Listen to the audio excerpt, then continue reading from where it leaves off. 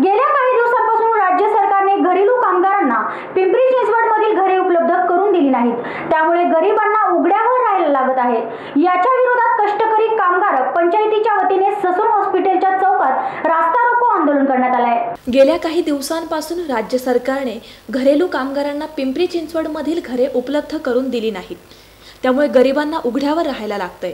या विरोधात कष्टकरी कामगार पंचायतच्या वतीने ससून हॉस्पिटलच्या चौकात रास्ता रोको आंदोलन करण्यात आले आहे। गेल्या अनेक दिवसांपासून पिंपरीतील घरेलू कामगारांची घरे उपलब्ध करून द्यावी अशी मागणी राज्य सरकारकडे करण्यात आली होती, पण याकडे दुर्लक्ष करण्यात आले। अखेर कष्टकरी कामगार पंचायतच्या वतीने आंदोलन जिल्हाधिकारी कार्यालयावर करण्याचा इशारा दिला होता, पण पोलिसांनी याला परवानगी नाकारली। अखेर बन गार्डन पोलीस स्टेशनच्या चौकात पोलिसांनी हा मोर्चा अडवल्यानंतर आंदोलकांनी रास्ता रोको केला, त्यामुळे वाहतूक खोळंबली होती। पोलिसांनी यात हस्तक्षेप केल्यानंतर आंदोलक जिल्हाधिकारी कार्यालयाच्या दिशेने गेले। पिंपरी चिंचवड शहरामध्ये घरकुलचा प्रश्न मोठ्या प्रमाणामध्ये रखडलेला आहे।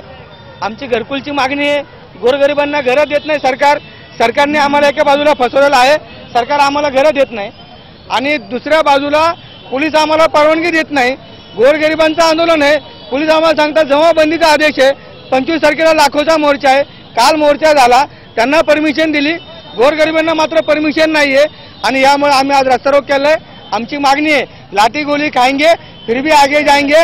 आम्हाला जर तुम्ही आमच्या मागण्या मान्य करणार नसाल तर आम्हाला जेलमध्ये टाका, आम्ही जेलमध्ये राहून सत्याग्रह करू।